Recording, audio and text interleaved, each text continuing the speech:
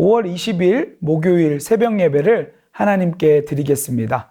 오늘 우리에게 주시는 하나님의 말씀은 잠언 11장 1절부터 15절까지의 말씀입니다.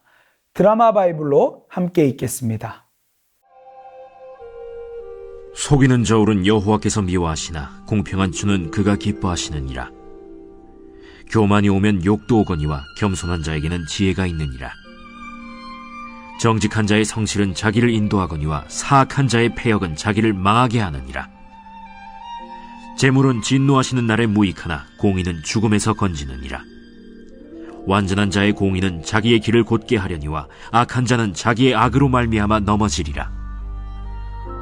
정직한 자의 공의는 자기를 건지려니와 사악한 자는 자기의 악에 잡히리라.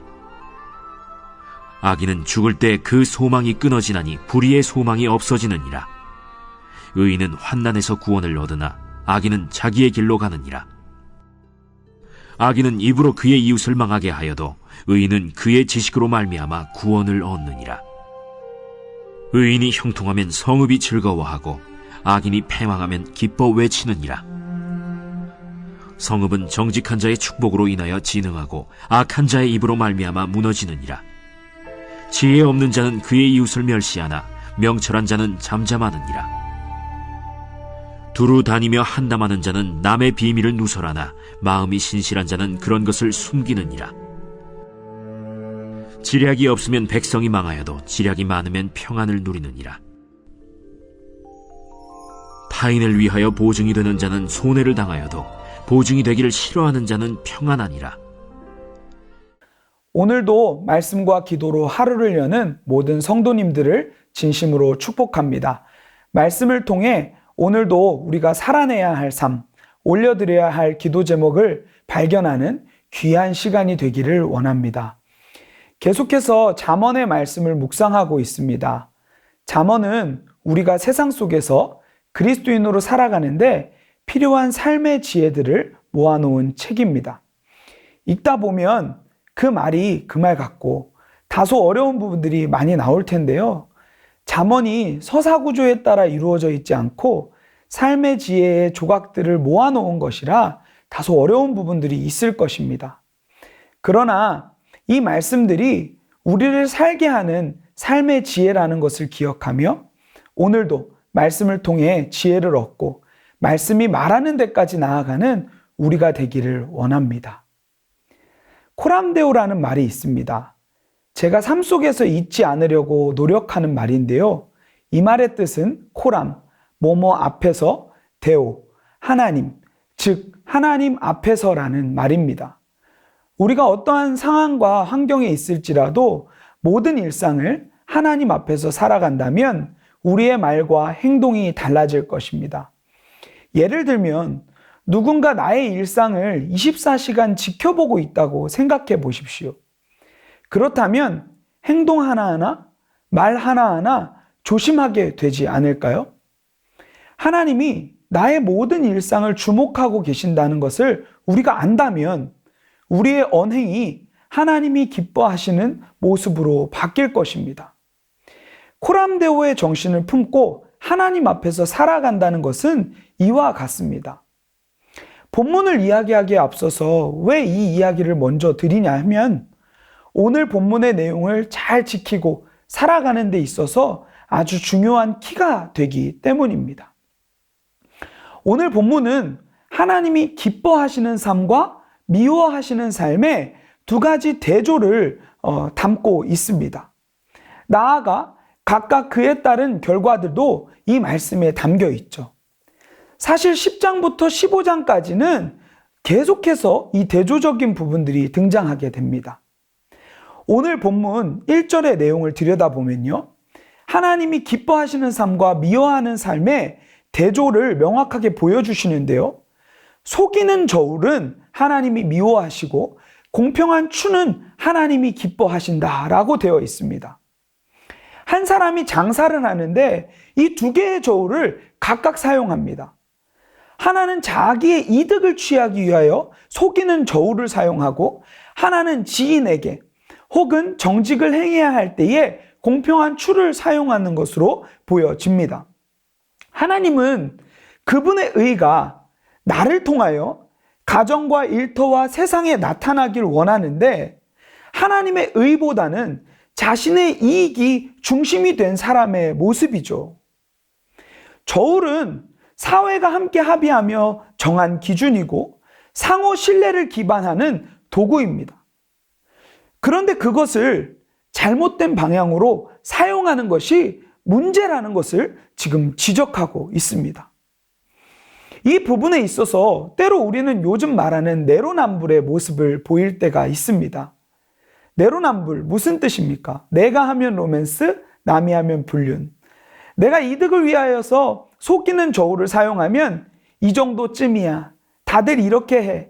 이렇게라도 남는 장사를 해야지 하고 그리스도인이어도 그것을 쉽게 넘기지만 남이 나를 속이려 할 때에는 굉장히 엄격한 모습들을 보이는 태도가 우리 안에 얼마나 많은지 생각해 봤으면 좋겠습니다. 오늘 본문은 세상이 부당한 이윤을 남기는 구조가 있고 거기에 이용당하지 않으려면 이렇게 행동해야 한다는 말을 남발하는 그런 그리스도인들에게 우리가 잃어버리고 있는 삶의 정확한 기준을 다시 한번 조명해 주고 있습니다. 세상이 어떠한 모습으로 가든 우리는 거기에 관심을 두거나 거기에 기준을 두고 살아가면 안 됩니다. 그럼 우리는 어디에 기준을 두고 살아가야 합니까? 하나님이 기뻐하시는 일이냐? 아니냐? 여기에 우리의 기준을 두어야죠. 하나님은 우리에게 내가 거룩하니 너희도 거룩하라고 말씀하셨습니다. 나는 거룩한데 너희는 적절히 타협하며 살아 라고 말씀하지 않으셨습니다. 그런데 저조차도 점점 하나님의 기준보다는 세상의 기준을 택하며 타협하는 모습들이 보일 때가 얼마나 많은지 모르겠습니다. 성경이 뭐라고 말하는지, 성경이 말하는 데까지 나아가야 하는데 요즘 시대에 그렇게 살면 안 된다는 말을 늘어놓고 있는 것이 저의 모습이 아닌가 생각해 보게 되었습니다.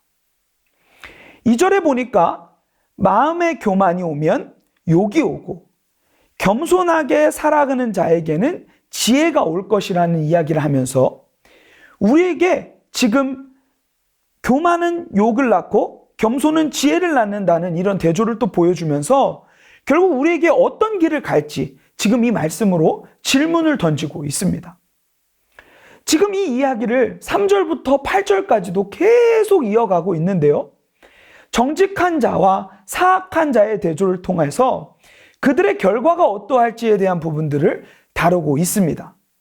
3절의 말씀에 보면 정직한 자의 성실은 자기를 인도하거니와 사악한 자의 패역은 자기를 망하게 하느니라 라고 되어 있습니다.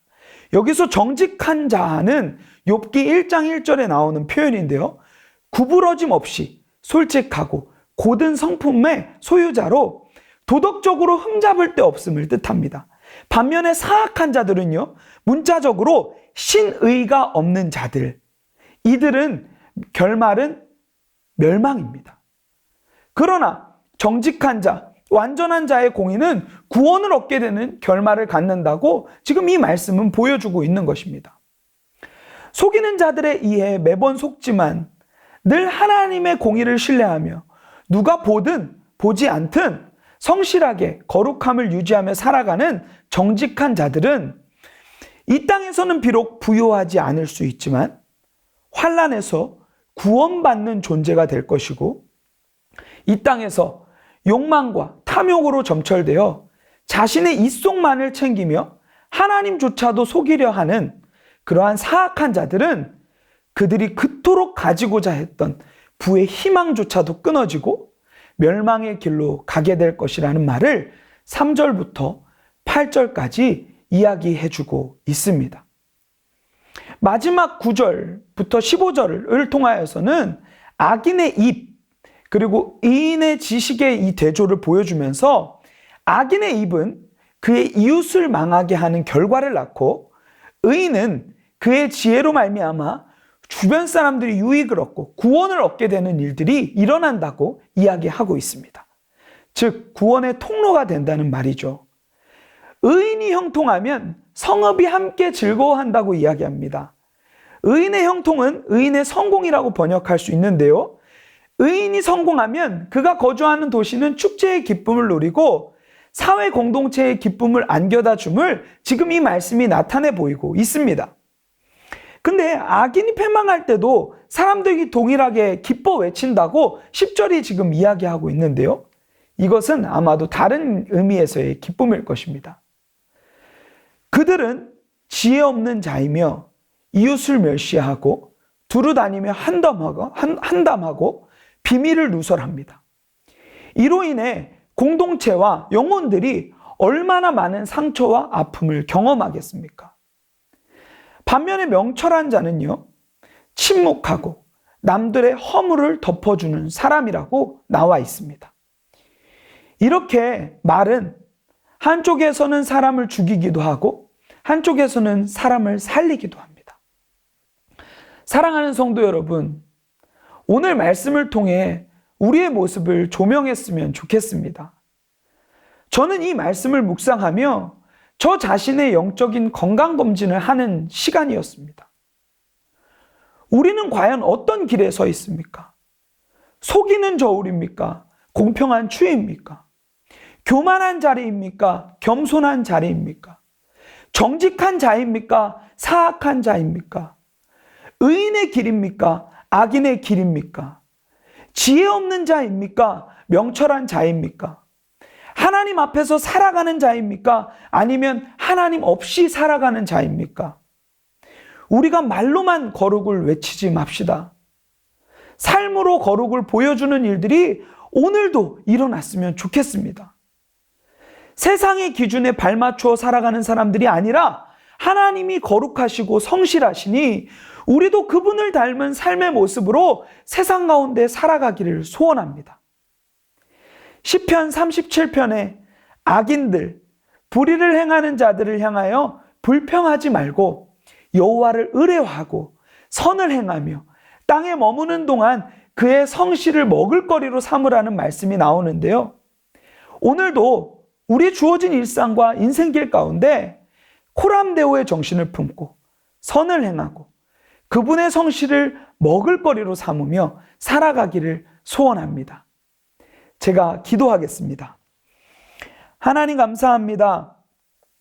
오늘도 말씀으로 우리가 걸어가야 할 길을 보여주심에 감사합니다. 하나님이 기뻐하시는 삶에 관심을 두고 살아가야 하는데 세상과 우리 자신의 기쁨과 만족을 위하여 살아왔던 부족하고 연약한 모습들을 불쌍히 여겨 주시옵소서. 세상이 어떠한 모습으로 나아가든 세대를 본받지 않고 변화를 받아 하나님의 기뻐하시고 선하시고 온전하신 뜻이 무엇인지를 분별하며 살아갈 수 있도록 우리를 인도하여 주시옵소서. 특별히 오늘도 주께 간구하는 우리의 모든 기도의 내용들을 연락하시고 영광을 받아 주시옵소서. 살아계신 주 예수 그리스도의 이름으로 기도드립니다. 아멘. 우리 계속해서 기도의 자리로 나아가시겠습니다.